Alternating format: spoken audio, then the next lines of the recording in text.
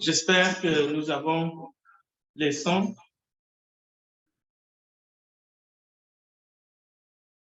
Bien, merci pour...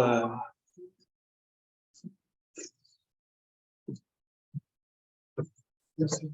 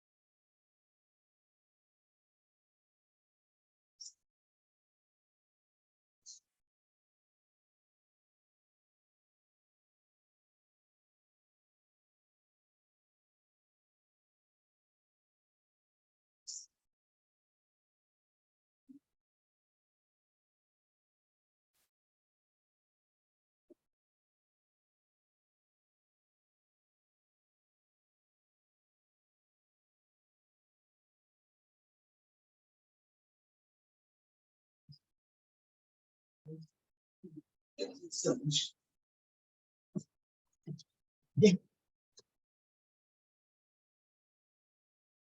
Alors, on va chercher Actes des Apôtres, chapitre 5. On va commencer par les propriétés des chrétiens. Je remercie tout le monde d'être là, ceux qui sont avec nous en ligne, mais aussi tous ceux qui sont en présentiel. On avait un petit problème avec le son et le micro. Espérons que ça va être de moins en moins. Alors, Actes des Apôtres, chapitre 5. Vous savez que nous avons pris l'option de partager sur la communion, mais cette communion a plusieurs aspects. Notre communion les uns les autres est avec le Seigneur, comme vous le savez, mais dans l'adoration, cette communion a plusieurs aspects. Et aujourd'hui, nous allons regarder cette communion sur l'aspect de la collecte, mais aussi nous allons voir sur d'autres aspects. D'autres aspects comme à travers la table du Seigneur ou à travers notre communion dans le sang de Jésus-Christ. Vous savez qu'en tant que membres du corps du Christ, nous sommes tous en communion les uns les autres si nous marchons dans la lumière, effectivement. Alors, le premier texte que j'ai choisi pour vous montrer tous ces aspects, c'est Actes des Apôtres, chapitre 5. C'est un texte qui nous est familier, mais nous allons le regarder vraiment de manière spécifique en ce qui concerne la propriété des chrétiens. Parce qu'il y a une tendance qui n'est pas fausse d'ailleurs, que les chrétiens n'ont pas de propriété. Parce qu'on est chrétien, on est juste un gérant, donc on n'a rien du tout. C'est faux. Parce que nous avons plusieurs passages qui disent le contraire. Parce que même quand Dieu nous donne, quand il nous donne, cela veut dire que c'est une possession. D'ailleurs, ce serait hypocrite de penser qu'on n'a rien du tout, rien ne nous appartient. Alors, nous allons regarder dans ce texte-là, Actes chapitre 5,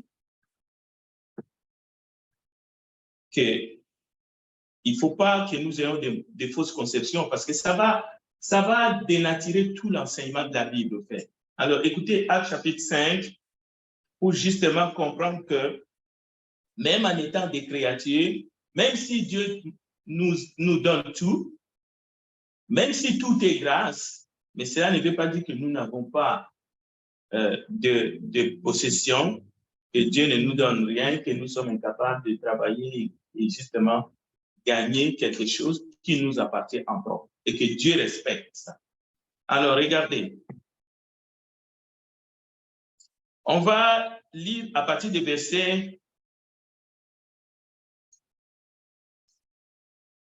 3. Actes des Apôtres, chapitre 5, à partir de verset 3. On va lire jusqu'au verset 3 et 4. 3 et 4. Parce que notre objectif, ce n'est pas vraiment de regarder l'histoire d'Ananias et Saphira, mais c'est de voir l'aspect des propriétés dans la parole de Dieu. Lisons Actes des Apôtres, chapitre 5, verset 3 et 4.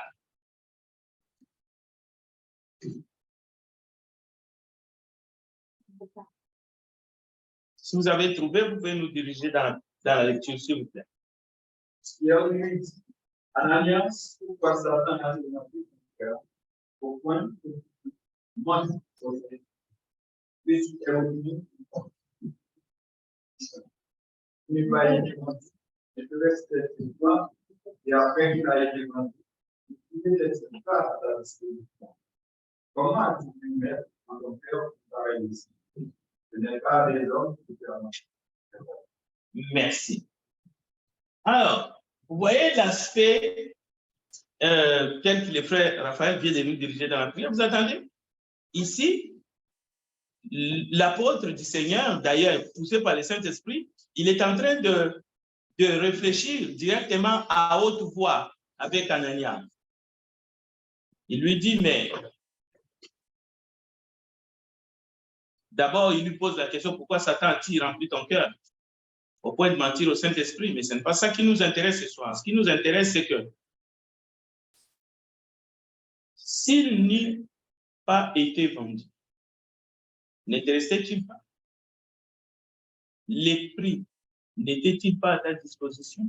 En d'autres termes, eh bien, c'était bel et bien tout ce que tu viens de vendre t'appartenait, te revenait en droit. Cela veut dire que l'apôtre du Seigneur, rempli du Saint-Esprit, est en train de confirmer cela, la propriété des chrétiens.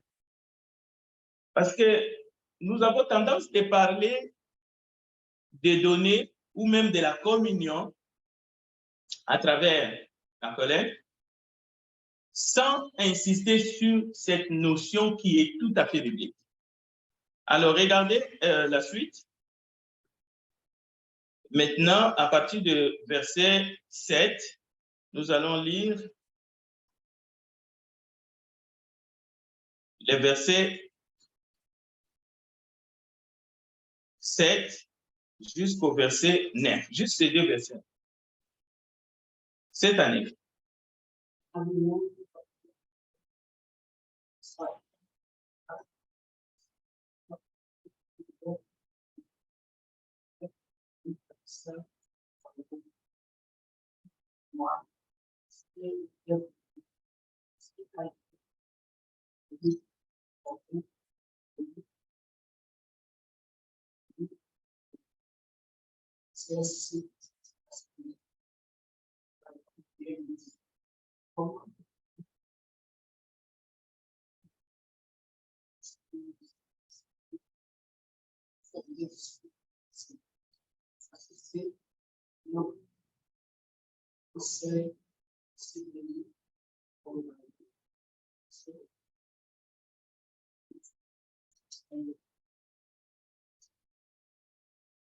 Voilà, merci ma sœur pour la lecture.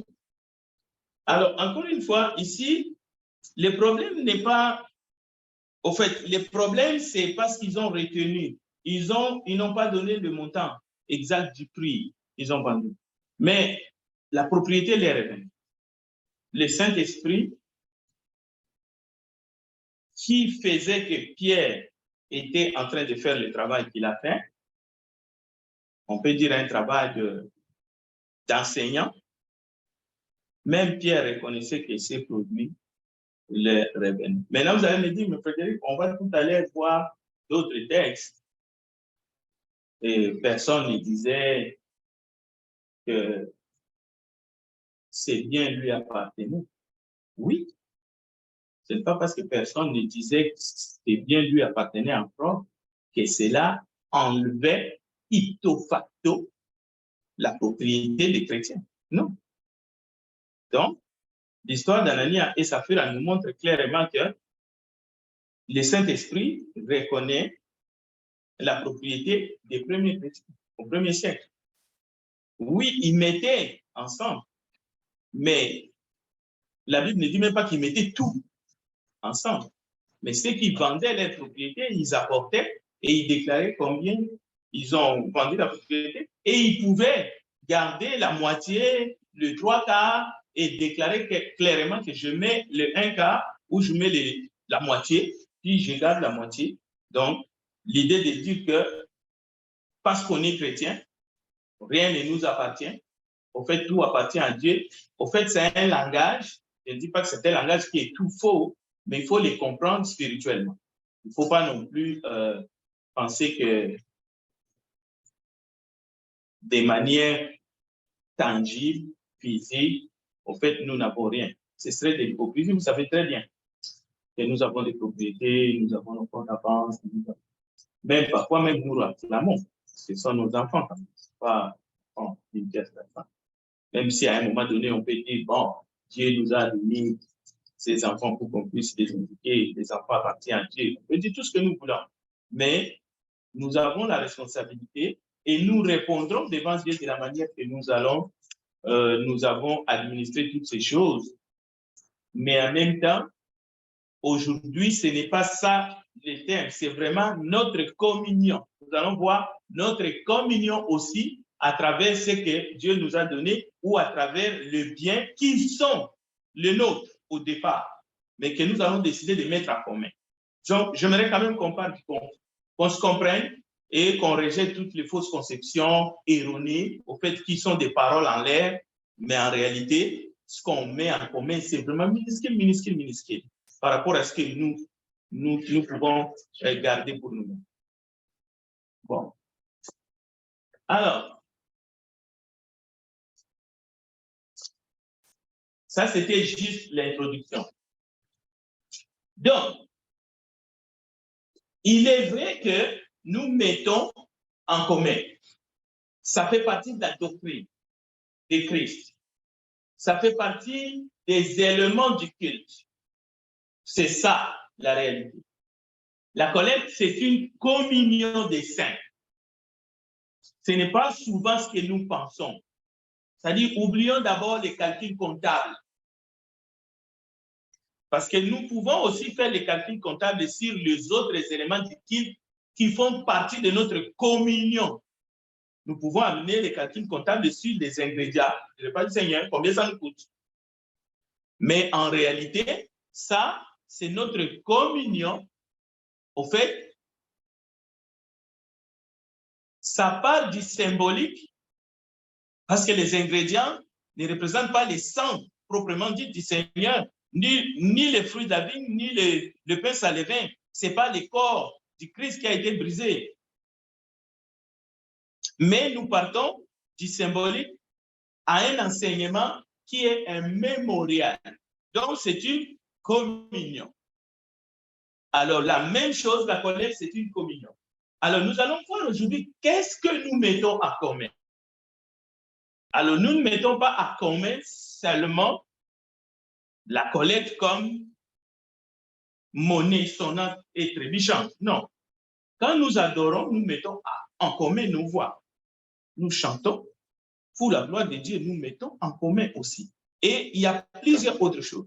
Nous mettons en commun notre fraternité, mais lorsque nous nous approchons du trône de la grâce pour être purifiés par le sang de Jésus-Christ, la parole déclare clairement que le sang de Jésus-Christ vous purifie de tout péché.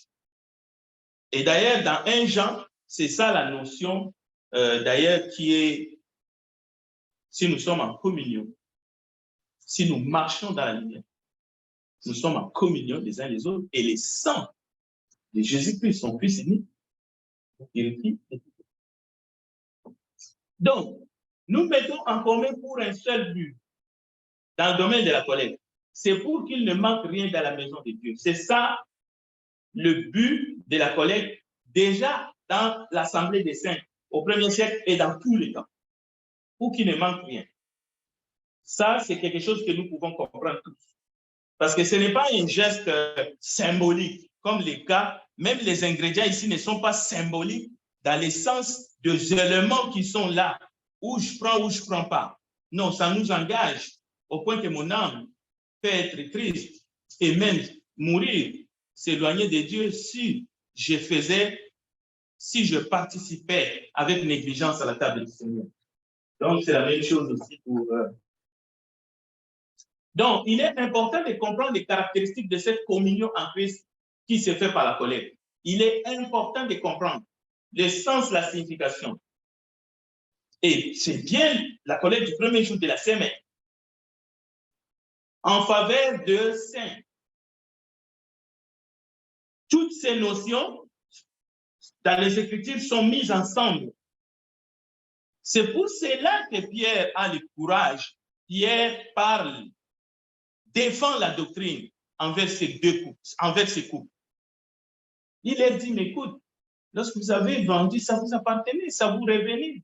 Pourquoi avez-vous décidé de mentir au Saint-Esprit et pas aux hommes?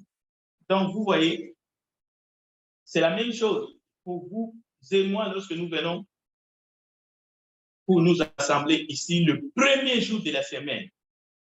Maintenant, la banalisation, c'est quoi? La banalisation, c'est de ne pas comprendre cette communion, c'est de ne pas comprendre tous les aspects spirituels.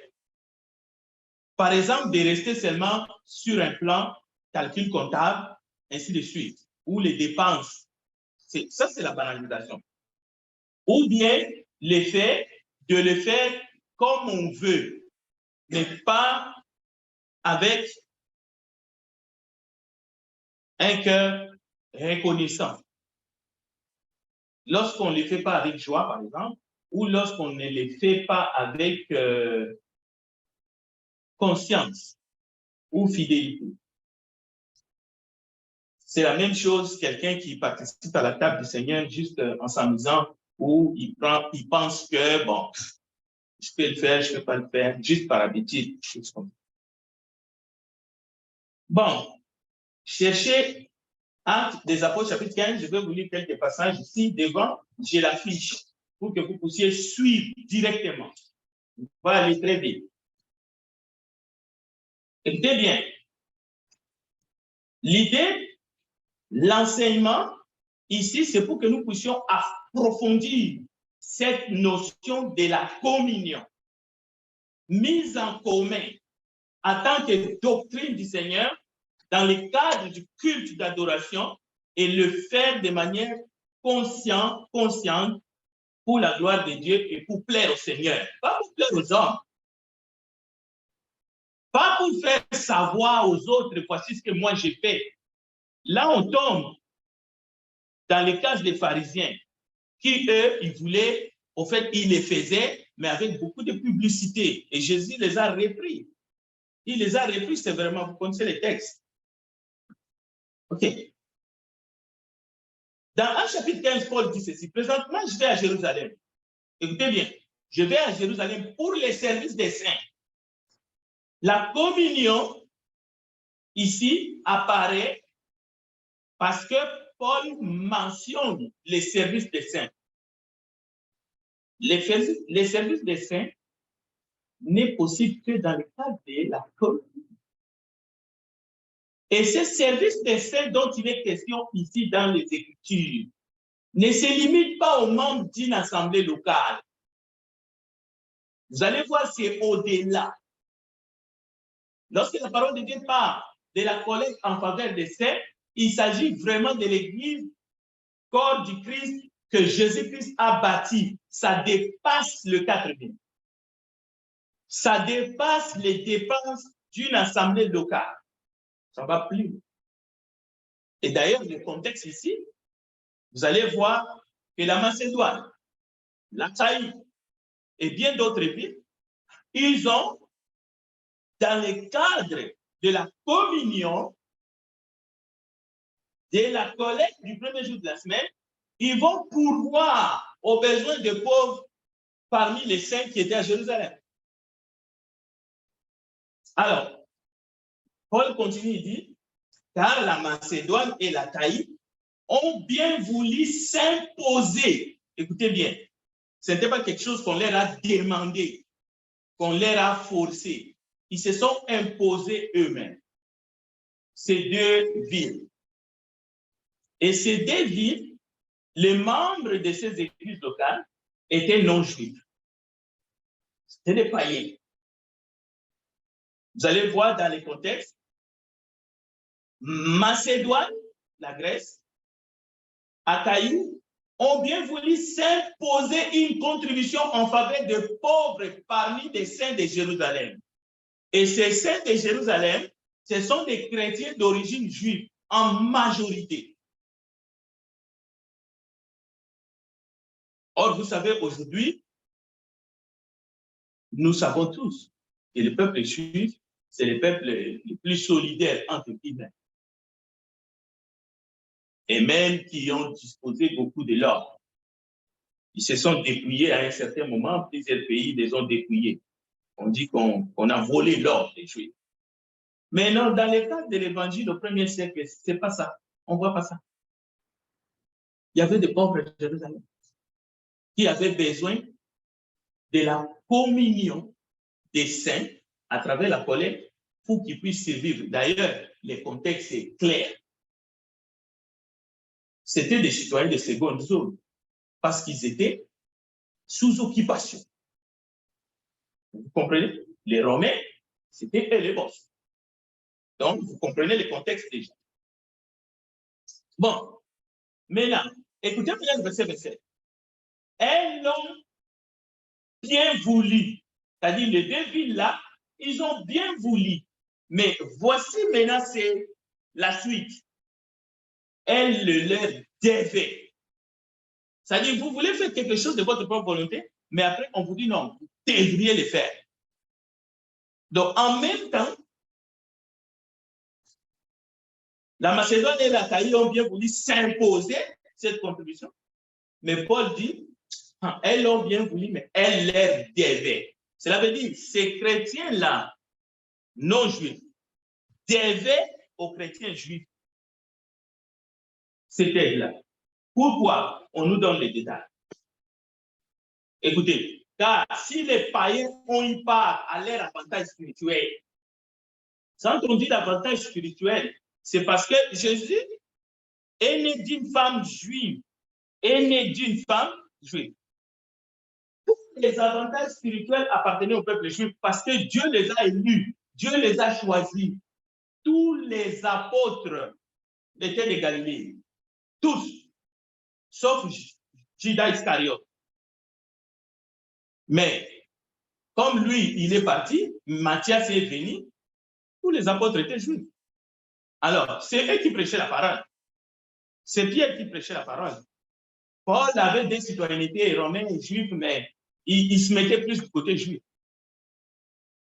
Après, les Timothées vont venir, les 50%, 50%, des mères juives, pères grecs, et ainsi de suite. Mais ici, les privilèges de tout ce qui est spirituel, c'était du côté du peuple juif. C'est pour cela que Paul dit, comprenez bien, j'aimerais qu'on se comprenne très bien, pour qu'on comprenne la notion de la communion. Paul dit, c'est des villes païennes qui sont devenus des chrétiens. Ce sont des membres de l'Église comme vous et moi. Il fallait pourvoir aux besoins des pauvres parmi les Juifs. Pourquoi? Parce que les païens ont eu part à leur avantage spirituel. Parce qu'il a fallu que le peuple juif rejette Dieu pour que la grâce de Dieu se tourne vers les païens. Maintenant, la grâce de Dieu est tournée vers les païens. Paul est en train de dire, envoyez là-bas. Parce que si vous avez eu des intérêts spirituels, écoutez la suite. Ils doivent aussi les assister dans les choses temporelles. Donc, même dans les choses temporelles, l'Esprit de Dieu nous montre, comme nous le faisons ici, qu'il y a de la communion dans les choses temporelles.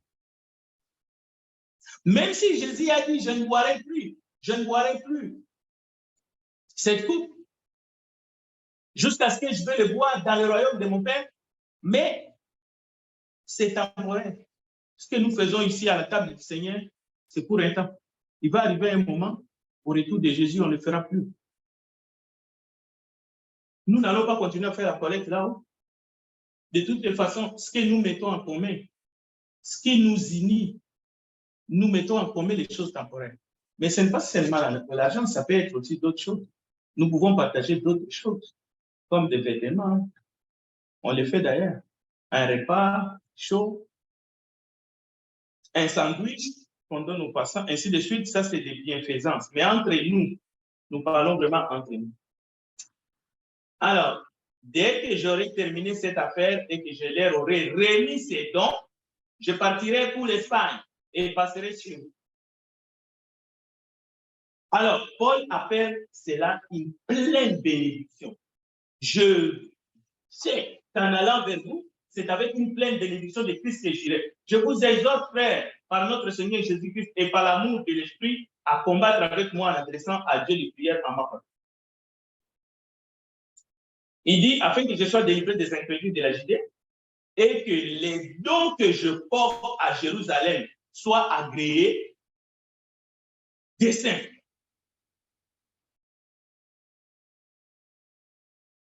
Donc, pourquoi est-ce que ce don doit être agréé par les saints qui sont à Jérusalem? Ces saints-là, ce sont des chrétiens qui vont recevoir ces dons et qui vont se réjouir, qui vont dire merci Seigneur, et ainsi de suite. Ils vont se réjouir pourquoi? Parce qu'ils vont comprendre que nous, chrétiens d'origine juive et les chrétiens de la Macédoine et de la Caïe, de païens qui n'avaient pas droit à la cité ni aux privilèges religieux. Maintenant, nous sommes en communion et nous acceptons les dons venant d'eux comme un parfum d'une pomme. Voyez l'essence de la colère qui dépasse nos dépenses que nous faisons. Je dis bien l'essence, la signification. Et si nous apprécions, ça va nous aider dans notre croissance spirituelle et dans ce que nous faisons. Pour la gloire de Dieu, et surtout, nous le faisons dans le cadre du culte. Nous ne le faisons pas dans le cadre pour qu'il ne manque rien dans la maison, mais ça va au-delà. Il faut que nous arrivions à comprendre que c'est une communion des saints. Mais ça ne peut pas être une communion des saints si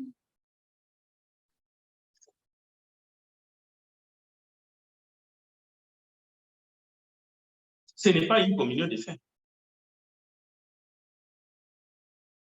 Actes chapitre 3, verset 1. Actes chapitre 3, verset 1, je vais demander à notre frère pour qu'il nous fasse la lecture. Vous connaissez bien ce texte de Jean, Pierre et Jean qui montent au temple, mais vous allez lire seulement à partir du verset 3 jusqu'au verset 6. 3 versets. 3 versets. Les restes, on peut les lire à nous. Nous connaissons par cœur. Si vous avez trouvé le texte avant, allez-y. Oui. Acte 3, 3, 6. En voyant Pierre et Jean qui allaient et entraient au commencement du monde, Pierre devint triste. Regarde-moi. Il les regardait attentivement, attendant de se faire de quelque chose. Alors que Pierre dit, il ni à Jean ni à ce que j'ai de te donne, que j'explique avec toi. Merci, Sœur Nancy, pour la lecture. J'aimerais vraiment vous amener dans une réflexion, mais profonde. Cet homme, il est assis dans cette place. C'était son habitude d'être là. Cette place appelée la Belle. Bon, il n'est pas membre de l'Église du Christ. Mais il est là. Il voit deux personnes venir.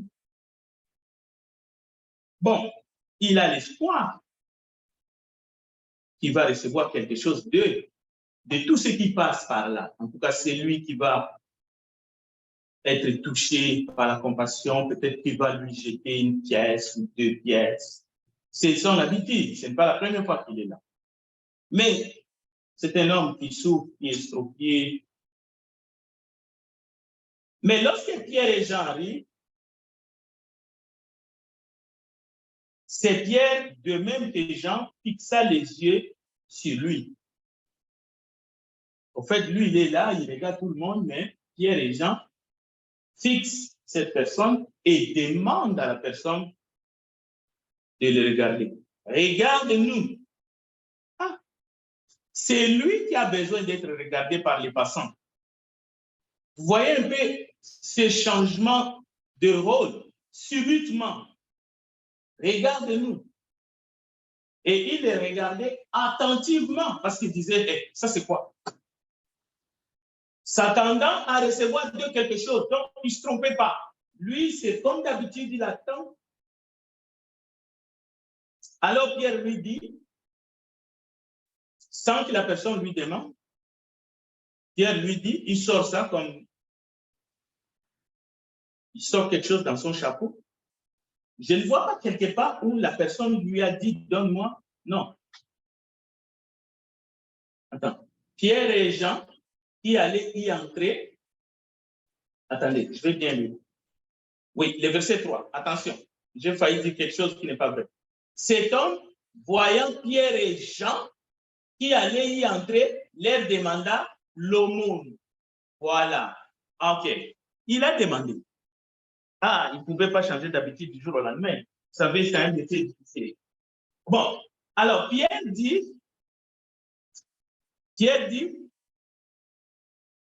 fixe les yeux comme pas pour faire, pas pour se détourner, pas pour avoir honte. On ne peut pas dire que Pierre voulait se défiler où il avait honte, où il avait les poches vides. Quand même, comprenez un peu la situation. Mettez-vous à la place de Pierre et Jean. Mettez-vous à la place.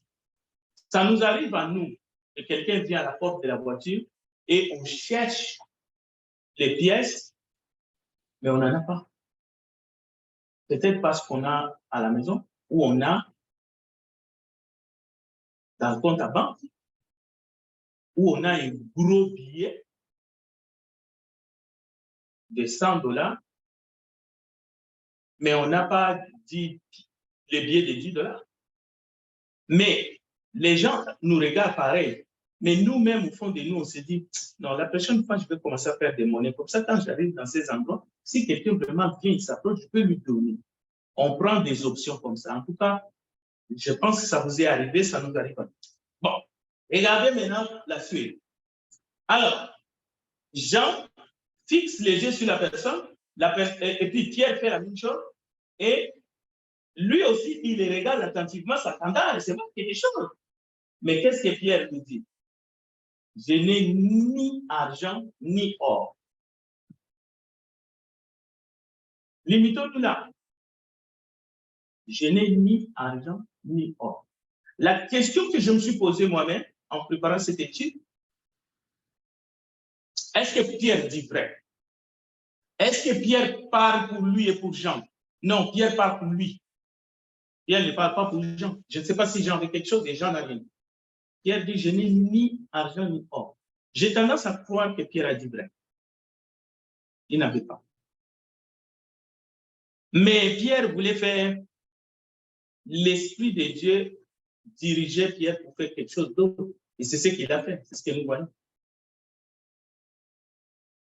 C'est pour nous montrer ici que, contrairement à ce qu'on a toujours dit dans notre monde, que l'argent répond à tout, eh bien, cette loi tombe. Je ne dis pas que cette loi est fausse non plus. Je ne dis pas que l'argent ne répond pas à tout dans notre monde. Mais dans les Écritures, ici, je ne peux pas ne pas dire qu'ici, ça tombe. L'argent ne répond pas à tout. Parce qu'ici, Pierre n'a pas choisi cette voie-là. Parce que Pierre pouvait dire, écoute, aujourd'hui, je n'ai rien sur moi, mais quand je reviendrai, j'ai l'habitude de passer par ici. Non, Pierre prend une autre voie. C'est pour dire encore une fois, et ce que Pierre fait ici, ça va faire que Pierre et Jean vont être malmenés par la suite. Ils vont être poursuivis, ils vont être arrêtés par les chefs religieux. Alors, la leçon ici, ce n'est pas d'apprendre que l'argent ne répond pas à tout, c'est de comprendre que notre communion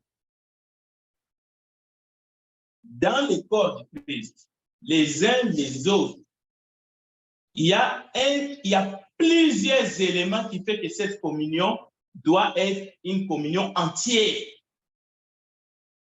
C'est-à-dire, il y a plusieurs facettes. Lui n'était pas chrétien, mais il est devenu un témoin parce que beaucoup de gens vont avoir les yeux braqués sur lui.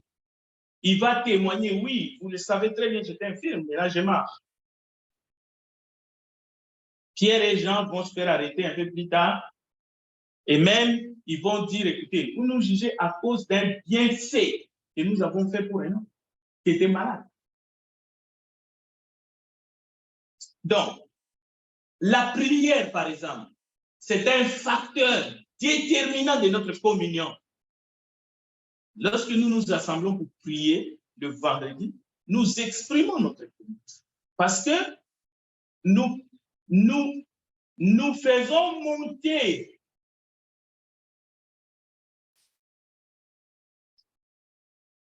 vers son trône de grâce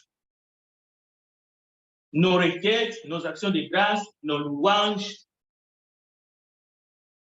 et tout cela, nous les mettons en commun. C'est très important. Alors, le dernier point que je vais aborder pour ce soir, dans le cadre de notre communion, ça va toucher l'égalité. Après la prédication de Actes chapitre 2, versets 37 à 38, que nous connaissons par cœur, les textes qui suivent, c'est les textes chants. Heureusement qu'on a déjà répondu à ces textes en évoquant Ananias et Saphira. Alors, je vais lire. C'est mon tour de lire. Écoutez.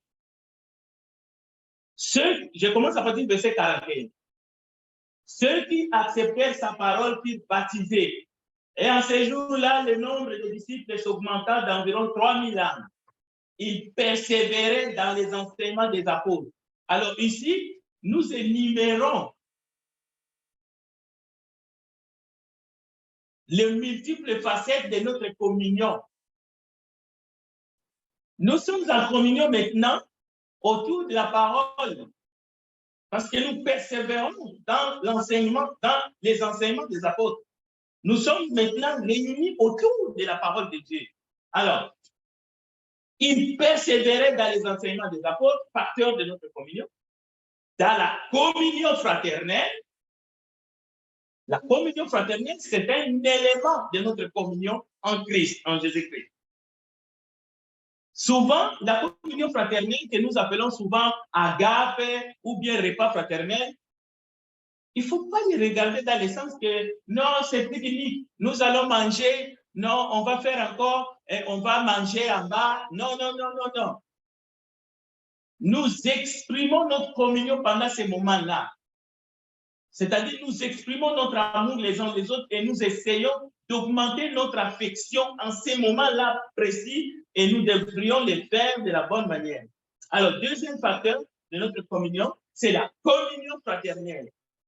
Dans la fraction du pain, vous voyez, troisième élément de notre communion. Parce que notre communion les uns les autres dans 1 Jean, ce n'est pas des paroles en l'air. Il faut toujours se demander, est-ce que nous grandissons dans notre communion les uns ou les autres? Parce que cette communion, c'est entre nous, en tant que membres du corps du Christ, mais c'est aussi avec les Pères, les Fils et les Saint-Esprit. Nous sommes en communion avec lui. Lorsque nous prions, lorsque nous écoutons la parole, le Saint-Esprit est en action, ainsi de suite. Lorsque nous nous édifions les uns les autres. Mais plus encore, lorsque nous contribuons pour l'avancement du royaume de Dieu, lorsque nous mettons ensemble nos biens. Alors, nous terminons la lecture dans la fraction du pain et dans les prières. Vous voyez, juste le verset 42 détaille les éléments de notre communion en Christ. Tout est là. Maintenant, il faut pratiquer ces choses. Alors, maintenant, le verset 44, le verset clé, tous ceux qui croyaient étaient dans le même lieu et ils avaient tout en commun. c'est là où les fausses doctrines fusent. Les fausses doctrines fusent. C'est-à-dire que les gens utilisent le verset 44 pour créer de fausses doctrines. Des fausses doctrines, comme je venais de vous dire.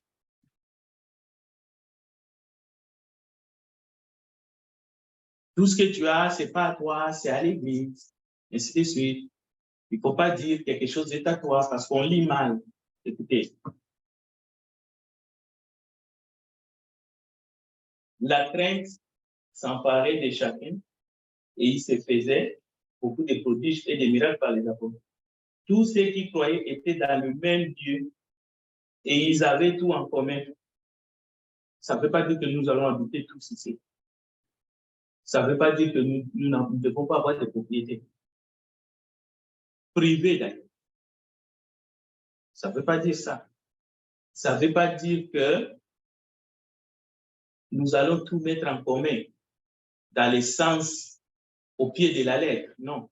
Bon, ils vendaient leurs propriétés et leurs biens. D'ailleurs, le texte le dit. Ils vendaient quoi? Leurs propriétés et leurs biens. Cela veut dire que ça leur appartenait au départ. Mais lorsqu'ils les vendaient, et ils en partageaient les produits entre tous. Ça ne veut pas dire qu'ils vendaient, il fallait apporter tout. Non. Non. Pierre ne dit pas à Ananias qu'il fallait que tu apportes tout. Non. Il dit seulement qu'il fallait dire combien vous l'avez vendu et ça vous appartenait et il fallait donner ce que vous aviez décidé. D'ailleurs, c'est le principe de la collecte que nous verrons plus loin. Et chacun donne comme il a résolu dans son cœur, sans contrainte. Car Dieu aime celui qui donne avec. Alors, ils vendaient leurs biens et leurs propriétés, ils en partageaient les produits entre tous selon les besoins de chacun. Ils étaient chaque jour tous ensemble assidus au temple. Ils rompaient les pains dans les maisons. Ils avaient des maisons. Et prenaient leur nourriture avec joie et simplicité de cœur. Louant Dieu et trouvant grâce auprès de tous les peuples. Et le Seigneur ajoutait chaque jour à l'église ceux qui étaient sauvés. Alors, je termine en disant communion, dans le cas de la collecte, ne signifie pas égalité de traitement ou égalité de biens, égalité dans la collecte inter-assemblée, l'Achaïe de la Macédoine, parce qu'il y a un texte de 2 Corinthiens chapitre 8, où il y a égalité. Ceux qui avaient plus, ils donnaient aux autres. Non, il ne s'agit pas d'égalité dans les traitements individuels. Non.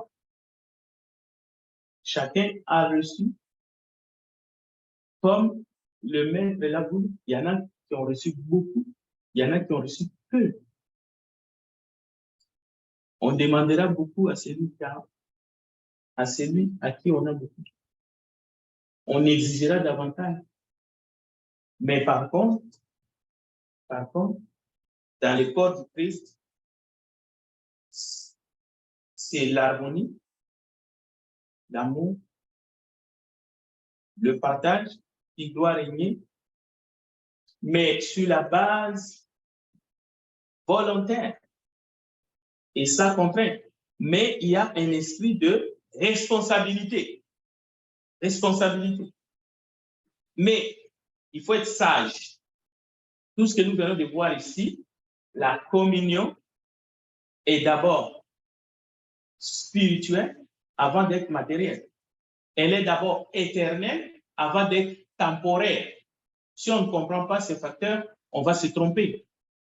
On va faire des petites doctrines, mais qui vont nous mettre en mal. Je vais m'arrêter ici.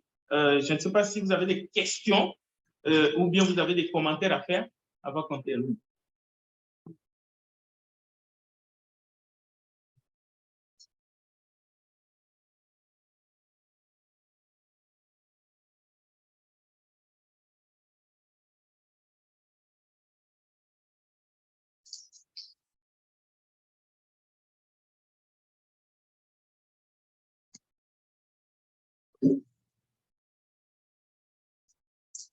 Est-ce qu'il y a des questions?